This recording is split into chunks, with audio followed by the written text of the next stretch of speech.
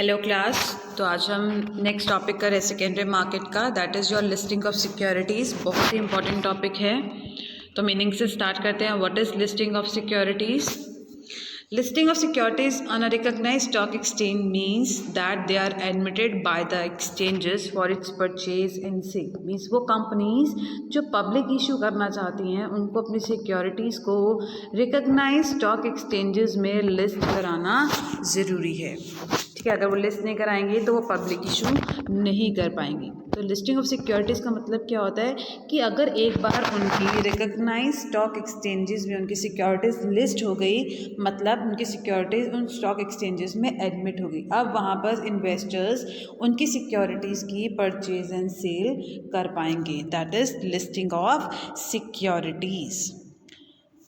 Now अब हर एक company को जो अपने शेयर्स डिबेंचर्स पब्लिक को सब्सक्राइब करना चाहती है उसे रिकग्नाइज स्टॉक एक्सचेंज को एप्लीकेशन लिखनी पड़ेगी अपनी सिक्योरिटीज़ को लिस्ट कराने के लिए, नहीं तो पब्लिक के थ्रू वो अपनी सिक्योरिटीज़ को सब्सक्राइब नहीं कर पाएंगी। ठीक है, तो उनके लिए क्या है, एक एप्लीकेशन लिखना ज़रूरी है। Every company which intends to offer shares or debentures to the public for subscription has to make an application to the recognized stock exchange for their listing। कि अगर वो पब्लिक इशू कर रही है, पब्लिक इशू करने से पहले उसे अपने सिक्योरिटीज़ को क्या कराना पड़ेगा, लिस्ट कराना पड़ेगा, और लिस्टिंग के लिए उसको एक एप्लीकेशन लिखनी पड़ेगी। अदरवाइज़ उनकी सिक्योरिटीज़ स्टॉक एक्सचेंजेस में लिस्टेड नहीं होंगी। तो अगर उनकी स्टॉक एक्सचेंजेस में उनकी अगर सिक्योरिटीज़ लिस्टेड नहीं है तो वो पब्लिक इशू के थ्रू अपनी सिक्योरिटीज़ को सब्सक्राइब नहीं कर पाएंगी। क्लियर? नेक्स्ट है, देखो अब इन नवंबर 2002 में एक अथॉरिटी बनाई गई थी, that is central listing authority. कब बनाई गई इसको? इन नवंबर 2002 में सेंट्रल लिस्टिंग अथॉरिटी बनाई गई थी, जिसके जो मेंबर्स है रिप्रेजेंटेटिव और डिफरेंट रीजनल एक्सचेंजेस के मेंबर्स होते हैं, रिप्रेजेंटेटिव्स होते हैं, वो उस अथॉरिटी के मेंबर्स होते हैं। अब इसका मेन काम क्या होता है, इसकी इस अथॉरिटी सेंट्रल लिस्टिंग अथॉरिटी क्यों बनाई गई थी? अब हर एक स्टॉक एक्सचेंज का सिक्योरिटीज़ को लिस्ट करने का जो प्रोसेस होता है, प्रोसीजर होता है, वो डिफरेंट होता है। ठीक है, तो सेबी ने क्या किया, एक अथॉरिटी बनाई गई सेंट्रल लिस्टिंग अथॉरिटी, जिसने एक प्रोसेस बनाया, स्टैंडर्ड लिस्टिंग प्रोसेस। अब वो कंपनीज जो अपनी सिक्योरिटीज़ को लिस्ट कराना चाहती हैं वो कौन सा प्रोसेस फॉलो करेंगी? Standard listing process. उनकी जो सिक्योरिटीज़ लिस्ट होंगी वो इस प्रोसेस के थ्रू ही फॉलो होंगी, नहीं तो हर एक कंपनी का क्या था लिस्टिंग प्रोसीजर, हर एक एक्सचेंज का जो लिस्टिंग प्रोसीजर था वो डिफरेंट था। बट अब जितने भी स्टॉक एक्सचेंजेस है, रिकग्नाइज स्टॉक एक्सचेंजेस हैं, उनको एक ही प्रोसेस फॉलो करना है, that is standard listing process. अब इसी प्रोसेस के थ्रू वो अपनी सिक्योरिटीज़ को क्या कराएंगे, लिस्ट कराएंगे। देखो, the authority lays down the standard listing process and carried out due to diligence of a company to be listed the responsibility. अब अगर उनको टाइम टू टाइम कुछ एक अपने नॉर्म्स को कुछ चेंजेस करने पड़ते हैं, अपडेट्स लानी पड़ती हैं, तो वो सारे रिस्पॉन्सिबिलिटी किसकी होती है? सेंट्रल लिस्टिंग अथॉरिटी की। ये टाइम टू टाइम जो भी अपडेट्स करनी होती हैं, इंटरनल और एक्सटर्नल डेवलपमेंट्स को देखकर वो सारी अपडेट्स खुद करते हैं। इंटरनल एक्सटर्नल एनवायरनमेंट को स्टडी कर लिया, उसके बाद वो अपनी लिस्ट को क्या करते रहते हैं, टाइम टू टाइम सिक्योरिटीज़ के रिगार्डिंग अपनी लिस्ट को अपडेट कर देते हैं। लास्ट लाइन देखो, the CLA updates the list after taking into consideration the internal and the external development. Next आता है आपका, that is objectives of listing, कि एक अपनी सिक्योरिटीज़ को लिस्ट कराना क्यों ज़रूरी है, ताकि हम अपने शेयर होल्डर्स के इंटरेस्ट को प्रोटेक्ट कर सकें, to protect the interest of the shareholders and the investors, to ensure proper, ताकि उनके ऊपर एक सुपरविजन रहे, इनके ऊपर कंट्रोल रहे कि जो भी सिक्योरिटी जो पब्लिक इशू कर रही है कंपनीज, वो उसकी सिक्योरिटीज लिस्टेड हैं या नहीं है, उनके ऊपर सुपरविजन करने के लिए सिक्योरिटीज़ को लिस्ट कराना ज़रूरी है, ताकि हम अपने इन्वेस्टर्स के इंटरेस्ट को प्रोटेक्ट कर सकें, ताकि स्पेकुलेशन ना हो। स्पेकुलेशन को कंट्रोल करने के लिए भी हम लिस्टिंग को अभी सिक्योरिटी को लिस्ट कराना ज़रूरी है, ताकि हमारी सिक्योरिटीज़ की लिक्विडिटी मेंटेन रहे। Clear? Next, to regulate dealing in securities, हम अपनी सिक्योरिटी में प्रॉपर तरीके से डीलिंग कर सकें, टू प्रोवाइड, ताकि हम अपनी सिक्योरिटीज़ की मार्केटिंग कर सकें, marketing of securities, and to avoid concentration और पावर ऑफ फ्यू हैंड्स, ताकि हर एक इन्वेस्टर को मौका मिले सिक्योरिटीज़ को सेल और परचेज करने का। नेक्स्ट आता है आपका सेंट्रल लिस्टिंग अथॉरिटी। अभी मैंने आपको बताया कि सेंट्रल लिस्टिंग अथॉरिटी क्या होती है। द लिस्टिंग रिक्वायरमेंट डिफरेंट, कि हर एक एक्सचेंज की, स्टॉक एक्सचेंज की जो लिस्टिंग रिक्वायरमेंट्स थी वो डिफरेंट थी। तो सेबी ने क्या किया, एक कॉमन स्टैंडर्ड बनाया। ठीक है, अब जितने भी स्टॉक एक्सचेंजेस हैं उनको वही कॉमन स्टैंडर्ड को, कॉमन प्रोसेस को फॉलो करना है। उसके लिए उन्होंने क्या बनाई, सेंट्रल लिस्टिंग अथॉरिटी बनाई। SEBI initiated steps for setting up standard central listing authority which would accord approval. This approval would enable all the stock exchanges to list securities at earlier date. Means जब उनको public issue कर रहे हैं, public issue करने से पहले ही उनको अपने सिक्योरिटीज़ को क्या कराना पड़ेगा, लिस्ट करवाना पड़ेगा। अब ये अथॉरिटीज़ किस तरीके से काम करती हैं, ये एक चेक की तरह, एक सुपरविजन की तरह काम करते हैं। चेक रखते हैं कि वो कंपनीज जो पब्लिक इशू कर रही है, क्या वो उन्होंने अपनी सिक्योरिटी को लिस्ट कराया या नहीं कराया। तो उनके ऊपर चेक कौन रखता है, सेंट्रल लिस्टिंग अथॉरिटी ये चेक रखती है। अब इनका मेन दो रोल होते हैं जो प्ले करते हैं। सेंट्रल लिस्टिंग अथॉरिटी के दो मेन प्राइमरी रोल्स होते हैं। पहला कि एक स्टैंडर्ड लिस्टिंग प्रोसेस तैयार करना, दूसरा कि वो देखना कि वो कंपनी जो पब्लिक इशू कर रही हैं क्या वो लिस्टेड हैं या नहीं है, क्या वो एक कंपनी लिस्टेड कंपनी है या नहीं है। वो सारा चेक कौन करता है, central listing authority.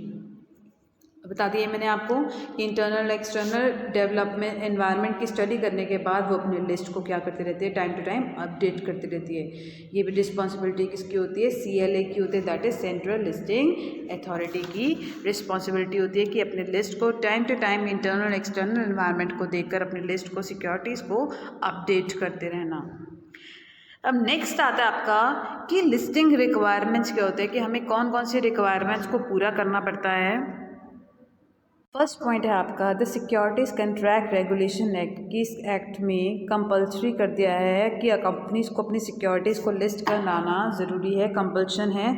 The security contract regulation act has made listing of companies compulsory है कि आपको अपनी कंपनी को अपनी सिक्योरिटीज़ को लिस्ट कराना ज़रूरी है।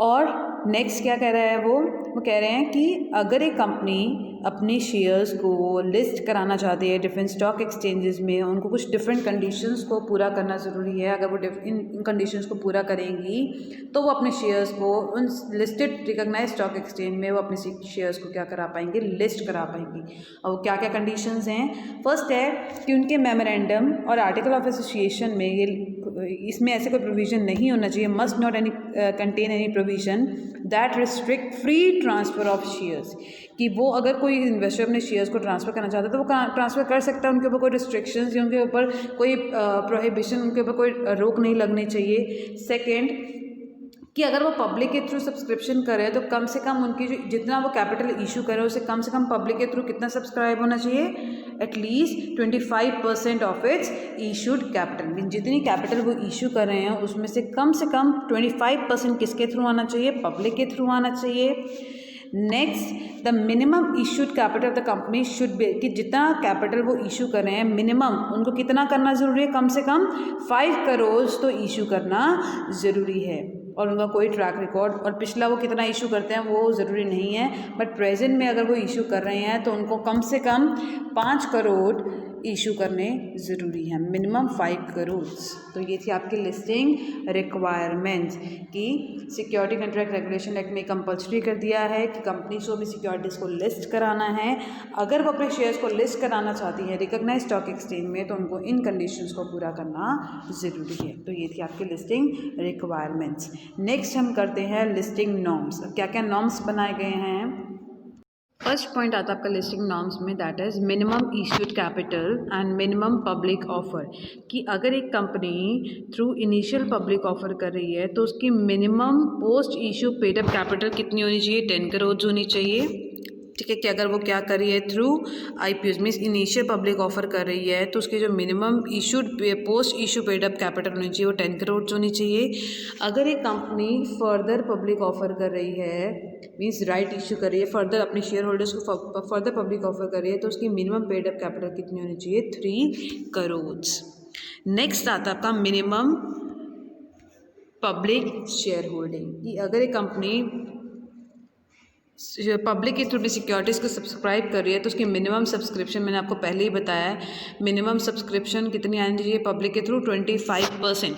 मीन्स जितनी भी वो सिक्योरिटी जितना अमाउंट वो इशू कर रही है, सब्सक्राइब कर रही है, उसमें से कम 25% कहाँ से आना चाहिए? थ्रू पब्लिक आना चाहिए। नेक्स्ट आता है आपका listing on more than one exchange and on regional exchanges, कि वो कंपनीज, वो ज़रूरी नहीं है कि हर एक कंपनी को एक ही पर्टिकुलर स्टॉक एक्सचेंज में अपनी सिक्योरिटीज़ को लिस्ट कराना है, वो मोर देन वन में डिफरेंट स्टॉक एक्सचेंजेस में अपनी सिक्योरिटीज़ को लिस्ट करा सकती है। बट जो उनका रीजनल स्टॉक एक्सचेंज होगा, रीजनल स्टॉक एक्सचेंज मीन्स जो जहाँ पर उनका हेड ऑफिस है उस कंपनी का, वहाँ का जो रीजनल स्टॉक एक्सचेंजेस हैं वहाँ पर उसको अपने लिस्ट को अपनी सिक्योरिटीज़ को लिस्ट कराना कंपल्सरी है उनके लिए। ठीक है, listing on more than one exchange and on regional exchanges. Next आता है आपका cost of public issue of capital, कि जितने भी आपकी cost of public issue capital में क्या है कि जो आपकी ओल्ड कंपनीज हैं उनकी जो सिक्योरिटीज़ हैं वो तो लिस्ट होती रहेंगी, कॉन्टिन्यूटी में लिस्टिंग होती रहेंगी जिस प्रोसेस से वो कर रही हैं। बट न्यू कंपनीज जितनी भी हैं अगर वो अपनी सिक्योरिटीज़ को लिस्ट कराना चाहती हैं तो उनको अपने जितने जो नॉर्म्स बनाए गए हैं सेंट्रल लिस्टिंग अथॉरिटी से, उनको अपने नॉर्म्स को क्या करना पड़ेगा? फॉलो करना पड़ेगा। अगर वो उन नॉर्म्स को पूरा करती हैं तभी उनकी सिक्योरिटीज़ को स्टॉक एक्सचेंजेस में लिस्ट कराना पड़ेगा, तभी उनकी सिक्योरिटीज़ जो स्टॉक एक्सचेंज में लिस्ट होती है, अदरवाइज नहीं होती। नेक्स्ट आता है आपका undertaking regarding restriction on transfer of share from promoters quota. इसमें क्या कि एक नॉर्म बनाया गया है कि जो भी आपकी कंपनी के ऑडिटर्स हैं और कंपनी सेक्रेटरीज़ हैं उनको ये ध्यान में रखना चाहिए कि जो उस कंपनी के शेयर सर्टिफिकेट्स बनाए गए हैं वो सारे शेयर सर्टिफिकेट्स स्टैम्प्ड हों, और ये एक रिस्ट्रिक्शन लगाई जाती है कि कंपनी को एक प्रमोटर्स के लिए एक स्पेसिफिक शेयर्स को फिक्स एक कोटा सेट करना ज़रूरी होता है। ठीक है, तो उनको ये एक नॉर्म है कि उनके ऊपर उस जो प्रमोटर कोटा के लिए उन्होंने शेयर स्पेसिफाई करे हैं 3 साल तक वो उस कोटा को चेंज नहीं कर सकते। मीन्स वो 3 इयर्स के लिए उनके ऊपर रिस्ट्रिक्शंस लगाई गई हैं कि ये जो इतने number of shares promoter quota में जाएंगे उनको वो किसी और को पब्लिक में या किसी और में उस कोटा को शेयर्स को वो ट्रांसफ़र नहीं कर सकते। The restriction of 3 years have been imposed on transfer or hypothecation of shares from promoters quota, कि जो promoters quota के लिए हमने शेयर स्पेसिफाई करे हैं उन शेयर्स को हम 3 साल तक, कम से कम 3 साल तक हम ट्रांसफ़र नहीं कर सकते उस कोटा को। नेक्स्ट आता है आपका corporate governance must for listing, कि वो कंपनीज़ जो न्यू कंपनीज़ है अगर वो अपनी सिक्योरिटीज़ को स्टॉक एक्सचेंजेस में लिस्टेड कराना चाहती हैं तो उनको एक एग्रीमेंट करना पड़ेगा। किसके साथ? कॉर्पोरेट गवर्नेंस के साथ इनका एक एग्रीमेंट होना ज़रूरी है, ताकि अब कॉर्पोरेट गवर्नेंस कौन से होते हैं? वो कॉर्पोरेट गवर्नेंस वो कंपनीज होती है, मीन्स वो एक ग्रुप ऑफ पर्सनस होता है जो डिफरेंट कंपनीज़ को सुपरवाइज करते हैं, उनकी वर्किंग्स को चेक करती हैं। ठीक है, तो वो कंपनीज जो न्यू कंपनीज़ है उनको अगर अपनी सिक्योरिटीज़ को लिस्ट कराना है तो उनको एक एग्रीमेंट करना ज़रूरी है। किसके साथ एग्रीमेंट करेंगी? वो स्टॉक एक्सचेंजेस के साथ एग्रीमेंट करेंगी। किसके रिगार्डिंग? कॉर्पोरेट गवर्नेंस के रिगार्डिंग उनको एक एग्रीमेंट करना ज़रूरी है। All the existing listing companies will have to adhere to the new code, otherwise they will be delisted, कि अगर वो उन नॉर्म्स को फॉलो नहीं करती हैं तो उनकी जो सिक्योरिटीज़ लिस्ट की गई हैं स्टॉक एक्सचेंजेस में उन सिक्योरिटीज़ को क्या कर दिया जाएगा? डीलिस्ट कर दिया जाएगा, मीन्स वहाँ से हटा दिया जाएगा। नेक्स्ट आता है आपका compulsory provisions in article of association, कि इसके अलावा और एक कंपनी को अपने आर्टिकल ऑफ एसोसिएशन में और क्या क्या इन्फॉर्मेशन को मेंशन करना ज़रूरी है। फर्स्ट है आपका देखो, that the company shall use a common form of transfer, कि कंपनी को अगर वो अपनी सिक्योरिटीज़ को शेयर्स को ट्रांसफ़र करना चाहिए तो एक कॉमन फॉर्मेट मेंशन करना पड़ेगा उनको अपने आर्टिकल ऑफ एसोसिएशन में, कि इस फॉर्मेट से आप अपने शेयर्स को ट्रांसफ़र कर सकते हो। ठीक है। नेक्स्ट कि अगर उनके इस कंपनी के कुछ फुली पेड अप शेयर्स हैं तो उसको अगर आप लाइन एक कोलेटरल सिक्योरिटी की तरह रखना चाहते हो तो आप रख सकते हो। That fully paid up share will be free from all line, ठीक है, उनके ऊपर कोई कोलेटरल सिक्योरिटी नहीं लगाई जाएगी, उनको आप फ्री हैं लाइन से। Next that option or right to call of shares shall not be given to any person except means general meeting में जिस पर्सन जो ऑथराइज है उन शेयर्स का सिर्फ उसी को कॉल करके कॉल मनी मंगाई जाएगी, उसके अलावा किसी और पर्सन को कॉल नहीं किया जाएगा। ठीक है, तो ये कुछ एक नॉर्म्स थे जो हमें अपने आर्टिकल ऑफ एसोसिएशन में मेंशन करने ज़रूरी हैं। तो ये थे आपके लिस्टिंग नॉर्म्स कि कौन कौन से नॉर्म्स को, कौन कौन से रूल्स को हमें फॉलो करना पड़ता है अगर हम अपनी सिक्योरिटीज़ को स्टॉक एक्सचेंजेस में लिस्ट कराना चाहते हैं। नेक्स्ट आता है आपका लिस्टिंग प्रोसीजर। अब किस तरीके से हम अपनी सिक्योरिटीज़ को स्टॉक एक्सचेंज में लिस्ट कराते हैं, क्या प्रोसीजर हमें फॉलो करना पड़ता है। फर्स्ट पॉइंट आता है आपका प्रीलिमिनरी डिस्कशंस। अब अपनी सिक्योरिटीज़ को लिस्ट कराने के लिए वो ऑफिसर्स, कंपनी के डिफरेंट ऑफिसर्स जो अपनी सिक्योरिटीज़ को डिफरेंट स्टॉक एक्सचेंजेस में लिस्ट कराना चाहते हैं, वो क्या करेंगे, उन स्टॉक एक्सचेंजेस के अथॉरिटीज़ के साथ डिस्कशंस करेंगे, डिटेल्ड में डिस्कशंस करेंगे ताकि उनको ये पता लग सके कि अगर उनको अपनी सिक्योरिटीज़ को लिस्ट कराना स्टॉक एक्सचेंजेस में तो उनको कौन कौन से रिक्वायरमेंट्स को पूरा करना ज़रूरी है। तो सबसे पहले प्रीलिमिनरी डिस्कशंस की सिक्योरिटी को लिस्ट कराने से पहले वो क्या करेंगे, डिस्कशंस करेंगे स्टॉक एक्सचेंज के अथॉरिटीज़ के साथ ताकि उनको डिफरेंट रिक्वायरमेंट्स के बारे में कि क्या क्या रिक्वायरमेंट्स को हमें पूरा करना है, उन रिक्वायरमेंट्स को वो पूरा कर सकें। नेक्स्ट आता है आपका approval of article of association कि अगर अब एक कंपनी के आर्टिकल ऑफ एसोसिएशन को की अप्रूवल होना भी ज़रूरी है स्टॉक एक्सचेंजेस के थ्रू। अब आपका एक कंपनी का आर्टिकल ऑफ एसोसिएशन तभी अप्रूव होगा अगर आप section security contract regulation act के अंदर जो रिक्वायरमेंट्स लिखी हुई हैं, अगर आप उन रिक्वायरमेंट्स को पूरा करते हो तो ही आपका आर्टिकल ऑफ एसोसिएशन पूरा होगा, अप्रूव होगा, नहीं तो नहीं होगा। मीन्स आपको कौन सी रिक्वायरमेंट्स को पूरा करना, एक कंपनी को कौन सी रिक्वायरमेंट्स को पूरा करना ज़रूरी है, सिक्योरिटी कॉन्ट्रैक्ट रेगुलेशन एक्ट के अंदर जो रिक्वायरमेंट्स लिखी हैं, एक कंपनी को अपने आर्टिकल ऑफ एसोसिएशन को अप्रूव कराने के लिए उन रिक्वायरमेंट्स को पूरा करना ज़रूरी है। अब वो रिक्वायरमेंट्स कैसे होती हैं, जैसे उसके अंदर मेंशन होना चाहिए कि कोई कौन से पर्सन है जो अपने शेयर्स को फ्रीली ट्रांसफ़र कर सकते हैं, कौन उसके अंदर डीलिंग कर सकता है, डीलिंग इसके रिगार्डिंग सारी नॉर्म्स आपके आर्टिकल ऑफ एसोसिएशन में मेंशन होनी चाहिए। अगर एक company security contract regulation act की रिक्वायरमेंट्स को पूरा नहीं करती है तो उसको क्या करना पड़ेगा, अपने आर्टिकल ऑफ एसोसिएशन को अमेंड करना पड़ेगा। मीन्स उसके अंदर चेंजेस करने पड़ेंगे नेक्स्ट जनरल मीटिंग में। अब वो चेंजेस करने के बाद ही उनका आर्टिकल ऑफ एसोसिएशन क्या होता है, अप्रूव होता है। नेक्स्ट पॉइंट आता है आपका ड्राफ्ट प्रोस्पेक्टस अप्रूवल कि अपनी सिक्योरिटीज़ को लिस्ट कराने से पहले उनको क्या करना पड़ेगा, एक ड्राफ्ट प्रोस्पेक्टस तैयार कराना पड़ेगा और उसकी अप्रूवल लेनी पड़ेगी। ठीक है, अब कंपनी की अथॉरिटीज़ क्या करती हैं, स्टॉक एक्सचेंज के पर्सनस के साथ, उनके अथॉरिटीज़ के साथ डिस्कशंस करती हैं। ठीक है, डिस्कशंस करने के बाद ही वो अपना प्रोस्पेक्टस फाइनलाइज करती हैं। उनको क्या करना पड़ता है, उन अथॉरिटीज़ डिफरेंट स्टॉक एक्सचेंजेस के साथ अपनी जो कंपनीज़ के अथॉरिटीज़ होते हैं उनको डिस्कशन करनी पड़ती है स्टॉक एक्सचेंजेस के साथ, तभी उसके बाद डिस्कशंस करने के बाद वो एक ड्राफ्ट तैयार करते हैं। मीन्स अपना जो फाइनल प्रोस्पेक्टस होता है वो डिस्कशंस करने के बाद ही वो तैयार करते हैं। अब अगर कोई स्टॉक एक्सचेंज में जो अथॉरिटीज़ है अगर वो कोई अपनी सजेशंस देती हैं, जो अपनी अप्रूवल देती हैं, तो उन्हें उनकी सजेशंस को अपने प्रोस्पेक्टस में कंसीडर करना ज़रूरी है।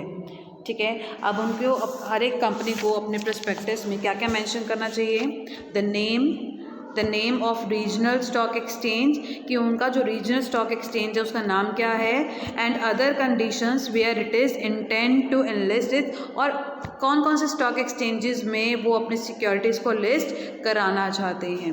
एक तो अपना रीजनल स्टॉक एक्सचेंज का नाम बताएंगे और उन स्टॉक एक्सचेंजेस का नाम बताएंगे जहां पर वो अपने सिक्योरिटीज़ को लिस्ट कराना चाहते हैं। दूसरी इन्फॉर्मेशन वो क्या देंगे, the date of opening and closing of subscription should also be mention, कि वो अपनी सब्सक्रिप्शन कब वो देना चाहते हैं, किस टाइम पर देना चाहें, कौन से डेट को वो अपने पब्लिक सब्सक्रिप्शन ओपन करना चाहते हैं और क्लोज डेट क्या होगी, ये भी उनको अपने प्रोस्पेक्टस में मैंशन करना पड़ेगा। Now next is your application for listing. वो पब्लिक कंपनी जो अपनी सिक्योरिटीज़ को रिकॉग्नाइज्ड स्टॉक एक्सचेंज में लिस्ट कराना चाहती हैं, उनको क्या लिखनी पड़ेगी, एक एप्लीकेशन लिखनी पड़ेगी प्रिस्क्राइब फॉर्मेट में। ठीक है, एप्लीकेशन के साथ साथ उनको और कौन कौन से डॉक्यूमेंट सबमिट कराने पड़ेंगे। फर्स्ट है आपका कि उनको अपना memorandum and article of association submit कराना पड़ेगा। मेमोरेंडम एंड आर्टिकल एंड अगर वो डिबेंचर्स इशू करें, इन केस ऑफ डिबेंचर्स, तो उसमें एमओए और एओए के साथ साथ मेमोरेंडम और आर्टिकल ऑफ एसोसिएशन के साथ साथ अगर वो डिबेंचर्स भी इशू कर रहे हैं तो उनको ट्रस्ट डीड की एक कॉपी भी सबमिट करानी पड़ेगी। और उनके साथ से क्या देना पड़ेगा, copies of all prospectus and statement in Leo of prospectus को सबमिट कराना पड़ेगा। प्रोस्पेक्टस की कॉपी या फिर प्रोस्पेक्टस की जगह उन्होंने कोई स्टेटमेंट लिखी है, स्टेटमेंट लियो ऑफ प्रोस्पेक्टस की सबमिट करानी पड़ेगी copies. Next, copy of balance sheet and audited accounts of last 5 years, last जितने पिछले 5 सालों की उनको बैलेंस शीट की कॉपी और ऑडिटेड अकाउंट्स की कॉपी उनको सबमिट करानी पड़ेगी। Next, copies of offer for sale and advertisement offering any securities की जो उन्होंने सिक्योरिटीज़ ऑफर करी हैं उनकी कॉपी सबमिट करानी पड़ेगी। और कितना वो डिविडेंड और कैश बोनसेस अपने शेयर होल्डर्स को उन्होंने दिया है उसका स्टेटमेंट उनको सबमिट करानी पड़ेगी। सर्टिफाइड कॉपीज़ ऑफ एग्रीमेंट्स की अगर उन्होंने किसी पर्सन के साथ सेलिंग एजेंट्स के साथ अगर उन्होंने किसी मैनेजिंग एजेंट्स के साथ अगर एग्रीमेंट्स करे हैं तो उन एग्रीमेंट्स की कॉपी सबमिट करानी है। और उसी के साथ साथ कंपनी जब से सेटअप हुई है, स्टार्ट हुई है, इनकॉर्पोरेट हुई है, उनको अपनी कंपनी की एक शॉर्ट ब्रीफ हिस्ट्री भी सबमिट करानी पड़ेगी। ठीक है, नेक्स्ट, और अगर उनकी कुछ एक पर्टिकुलर से रिलेटेड इन्फॉर्मेशन है शेयर्स एंड डिबेंचर्स से रिलेटेड तो वो सारी इन्फॉर्मेशन वो एप्लीकेशन के साथ साथ रिकॉग्नाइज्ड स्टॉक एक्सचेंज को क्या कराएंगे, सबमिट कराएंगे। नेक्स्ट आता है आपका लिस्टिंग फीस। अब हर एक स्टॉक एक्सचेंज अगर वो अपनी सिक्योरिटीज़ को वो लिस्ट कराना चाहते हैं तो उनको लिस्टिंग फ़ी सबमिट करानी पड़ेगी, लिस्टिंग फ़ी पे करनी पड़ेगी। The stock exchange charge a fee from the company for permitting the company script to be traded, कि उनको लिस्टिंग फ़ी सबमिट करानी पड़ेगी तभी उनकी सिक्योरिटीज़ को डिफरेंट स्टॉक एक्सचेंज में क्या किया जाएगा, लिस्ट किया जाएगा। अब जो फ़ीस होती है वो वेरी करती है। जो रीजनल स्टॉक एक्सचेंजेस में अगर आप सिक्योरिटीज़ को लिस्ट कराना चाहते हो तो आपको कम फीस पे करनी पड़ेगी। वहीं पर अगर आप बड़े से बड़े मेजर स्टॉक एक्सचेंजेस में अपने स्टॉक को, अपनी सिक्योरिटीज़ को लिस्ट कराना चाहते हो तो उतनी ही ज़्यादा आपको फ़ीस सबमिट करानी पड़ेगी। ये था आपका लिस्टिंग फीस। नेक्स्ट पॉइंट आता है आपका listing agreement, projection of profitability. अब सेबी ने एक क्लॉज ऐड किया था एक्ट में, SEBI amended the listing agreement को उसने अमेंड किया, चेंज किया। उसने एक क्लॉज, न्यू क्लॉज ऐड किया है, दैट इज़ क्लॉज, एक रूल लेकर आया, क्लॉज ऐड किया, क्लॉज नंबर 43। ये उसने एक लिस्टिंग एग्रीमेंट में एक न्यू क्लॉज ऐड किया है। इसने एक क्लॉज क्यों बनाया, ताकि वो अपने इन्वेस्टर्स के इंटरेस्ट को प्रोटेक्ट कर सके, to provide protection to the investors, इसलिए ये क्लॉज उसने लिस्टिंग एग्रीमेंट में ऐड किया है। अब हर एक कंपनी को क्या करना है, उनको ईयरली एक स्टेटमेंट सबमिट करानी है जिसमें ये लिखा होना चाहिए कि उन्होंने एक पूरे साल में जो प्रोस्पेक्टस में उन्होंने मेंशन किया था, ठीक है, क्या उन्होंने काम किया है, जो उन्होंने प्रोस्पेक्टस में मेंशन किया उन्होंने उसको पूरा किया है, अगर नहीं किया तो क्या कितनी वेरिएशंस हैं, कितना डिफरेंस है और उन वेरिएशंस आने का क्या रीज़न है, वो सब उनको स्टॉक एक्सचेंजेस को मेंशन करना पड़ेगा, सेबी को मेंशन करना पड़ेगा। ये बताना पड़ेगा कि जो प्रोस्पेक्टस में उन्होंने मेंशन किया था क्या उन्होंने उसको अचीव किया, अपने टारगेट को अचीव किया या नहीं किया। अगर नहीं किया तो जो डिफरेंस आया है, वो वेरिएशंस आई हैं, उन वेरिएशंस के आने का क्या रीज़न है, वो सब उसमें मेंशन करके सेबी को सबमिट कराएंगे। लास्ट पॉइंट आता है आपका listing agreement and cash flow statement. अब हर एक कंपनी को क्या करना पड़ेगा, एनुअल रिपोर्ट्स तो वो सबमिट कराएंगे ही सेबी को, एनुअल रिपोर्ट्स के साथ साथ उनको कैश फ्लो स्टेटमेंट को भी सबमिट कराना ज़रूरी है। ये भी उनके लिस्टिंग एग्रीमेंट में लिखा होना चाहिए कि हर एक कंपनी को, लिस्टेड कंपनी को सेबी को कैश फ्लो स्टेटमेंट सबमिट करानी है। और वो जो कैश फ्लो स्टेटमेंट बनाएंगे, जो प्रिपेयर करेंगे, तो वो सेबी की रिक्वायरमेंट्स के अकॉर्डिंगली कैश फ्लो स्टेटमेंट को बनाया जाएगा। जो सेबी ने इंस्ट्रक्शंस दी हैं उस तरीके से ही हमने कैश फ्लो स्टेटमेंट को बनाना है। और उस कैश फ्लो स्टेटमेंट को किसको सबमिट कराया जाएगा, सेबी को सबमिट कराया जाएगा। तो ये था आपका लिस्टिंग प्रोसीजर कि सबसे पहले इन्वेस्टर्स क्या करते हैं, वो डिस्कशंस करते हैं ताकि उनको रिक्वायरमेंट्स पता चल सकें। ठीक है, उसके बाद एक कंपनी अपने आर्टिकल ऑफ एसोसिएशन को तैयार करती है जिसमें कुछ कंडीशंस हैं जिनको पूरा करना ज़रूरी होता है। उसके बाद वो डिस्कशंस के बाद वो एक ड्राफ्ट प्रोस्पेक्टस तैयार करते हैं, उसकी अप्रूवल होना ज़रूरी है। जब एक बार प्रोस्पेक्टस तैयार हो गया फिर वो एक एप्लीकेशन लिखते हैं लिस्टिंग के लिए कि हम अपने सिक्योरिटीज़ को लिस्ट कराना चाहते हैं। फिर लिस्टिंग फ़ी पे की जाती है। फिर जो डॉक्यूमेंट्स जो हमने प्रोजेक्शन देनी है सॉरी कि हमने कितना अचीव किया, वो सारी प्रॉफिटेबिलिटी रिपोर्ट हम किसको, सेबी को सबमिट कराएंगे। उसी के साथ साथ हम कैश फ्लो स्टेटमेंट भी किसको सबमिट कराएंगे, सेबी को। Next topic is your evaluation of listing. Evaluation हम दो तरीके से पढ़ेंगे, what are the merits of listing and what are the demerits of listing. तो फर्स्ट हम स्टार्ट करते हैं, what are the merits of listing. First is your कि मेरिट्स, अगर हमारी सिक्योरिटीज़ लिस्टेड हैं तो उसके क्या क्या फ़ायदे होते हैं कंपनी को और एक शेयर होल्डर को। फर्स्ट एक is your liquidity. The shares listed on stock exchange have high liquidity, कि वो शेयर्स जो स्टॉक एक्सचेंज में लिस्टेड होते हैं उनकी लिक्विडिटी ज़्यादा होती है, हम कभी भी उनको कैश में क्विकली कन्वर्ट कर सकते हैं। Next fast trading, it's fair trading not fast trading.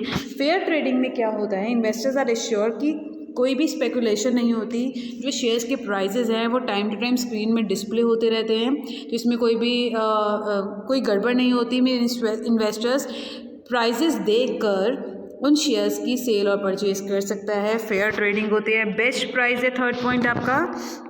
Best price में क्या, जो शेयर्स के जो प्राइस डिटर्मिन किए जाते हैं वो उन शेयर्स की डिमांड एंड सप्लाई को देखकर किए जाते हैं। तो एक इन्वेस्टर ये डिसीजन ले सकता है तो किस टाइम पर वो एक पर्टिकुलर डिसीजन ले सकते हैं, किस टाइम पर उसको शेयर्स को परचेज़ करना है और किस टाइम पर उनको उस शेयर्स को सेल करना है। बेस्ट प्राइस पर वो उनको परचेज और सेल कर सकता है। नेक्स्ट है आपका ट्रांसफरेबिलिटी, कि अगर हमारी सिक्योरिटीज़ लिस्टेड हैं तो हम उनको ट्रांसफ़र कर सकते हैं, ट्रांसफरेबिलिटी होती है उसमें। नेक्स्ट आता है आपका पीरियोडिक रिपोर्ट्स। पीरियोडिक रिपोर्ट्स में क्या होता है कि वो कंपनीज जिनकी सिक्योरिटी स्टॉक एक्सचेंजेस में लिस्टेड है उनके लिए ऑब्लिगेटरी है, ज़रूरी है कि उनको क्वार्टरली बेसिस पर अपनी रिपोर्ट, अपनी एनुअल रिपोर्ट न्यूज़पेपर्स के थ्रू पब्लिक को डिस्प्ले करनी पड़ेगी। नेक्स्ट आता है आपका इनकम टैक्स बेनिफिट्स, कि बेनिफिट्स मिलता है लिस्टेड कंपनीज़ को, कि अगर वो अपनी सिक्योरिटीज़ को उन्होंने स्टॉक एक्सचेंज में लिस्टेड किया तो उनको बेनिफिट मिलता है, कंपनीज़ को भी मिलता है और शेयर होल्डर्स को भी बेनिफिट मिलता है, टैक्स बेनिफिट। नेक्स्ट आता है बेटर स्टेटस एंड गुडविल, कि लिस्टेड कंपनीज़ की सिक्योरिटीज़, अगर हमारी कंपनी सिक्योरिटीज़ लिस्टेड हैं तो एक कंपनी की गुडविल बढ़ती है, जितनी ज़्यादा गुडविल बढ़ेगी, ठीक है, उनका शेयर्स का प्राइजेस बढ़ेगा, प्राइजेस बढ़ेंगे तो उनके पास प्रॉफिट्स आएंगे, तो वो अपनी डिफरेंट एक्टिविटीज़ को, बिजनेस एक्टिविटीज़ को एक्सपैंड भी कर पाएंगे। नेक्स्ट आता है आपका फिजिकल बेनिफिट्स टू कंपनी, कि एक कंपनी जो लिस्टेड कंपनी है अगर उसको शेयर्स मनी के अलावा वो फाइनेंशियल इंस्टीट्यूशन से, कमर्शियल बैंक से, गवर्नमेंट से बोरोइंग्स करनी है, फंड्स की रिक्वायरमेंट है, तो एक लिस्टेड कंपनी के लिए इजीली हो जाता है कि वो डिफरेंट फाइनेंशियल इंस्टीट्यूशन से या बैंक से वो बोरोइंग्स कर सकते हैं, मीन्स पैसा ले सकते हैं।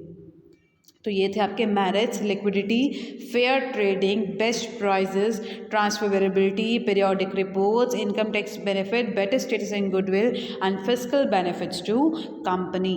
नेक्स्ट आता है what are the demerits of listing. अभी क्या क्या नुकसान होता है कि अगर हम अपने कंपनी की सिक्योरिटीज़ को लिस्ट कराते हैं।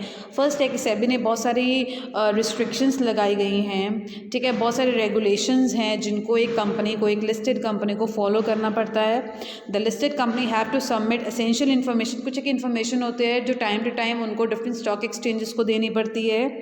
Third, listed companies are required to send annual reports, कि उनको क्या करना पड़ता है, एनुअल रिपोर्ट्स। अभी हमने लास्ट पॉइंट में किया कि वो अपनी एनुअल रिपोर्ट्स क्वार्टरली बेसिस पर शेयर होल्डर्स को भेजते हैं, ठीक है, जिससे उनको और एक्सपेंडिचर और खर्चा बढ़ता है कंपनीज का। Next, offer to public for purchase of its securities itself an expensive exercise, कि अगर हम पब्लिक के थ्रू भी सिक्योरिटीज़ को सब्सक्राइब करते हैं वो वैसे ही क्या है, एक्सपेंसिव, उसमें बहुत खर्चा होता है कंपनी के लिए। तो ये हैं उसकी डीमेरिट्स। अभी हमने करी कि मैरिज क्या होती है और डीमैरिज क्या होती हैं। अब हम एक लास्ट पॉइंट करते हैं, what is delisting of securities. Delisting मतलब कि एक कंपनी की सिक्योरिटीज़ को एक स्टॉक एक्सचेंज कब डी लिस्ट कर देता है। देखो, रिकॉग्नाइज स्टॉक एक्सचेंज में सस्पेंड और withdrawal admission to dealing in securities of a company और a body corporate either for a breach और non compliance of with provision of the conditions of dealing. एक company, एक listed company अगर provisions को follow नहीं करती है या जो बातें उन्होंने सेबी ने बोली हैं, स्टॉक एक्सचेंजेस ने जो रिपोर्ट्स मांगी हैं, ठीक है, उन कंडीशंस को अगर वो पूरा नहीं करते हैं, वो प्रॉपर इन्फॉर्मेशन उनको नहीं देते हैं, तो उन स्टॉक एक्सचेंजेस के बाद रिकॉग्नाइज स्टॉक एक्सचेंजेस के पास ये राइट है कि वो उस कंपनी की सिक्योरिटीज़ को क्या कर देते हैं, डी लिस्ट कर देते हैं। तो that is delisting of securities. तो ये था आपका आज का टॉपिक, लिस्टिंग ऑफ सिक्योरिटीज़।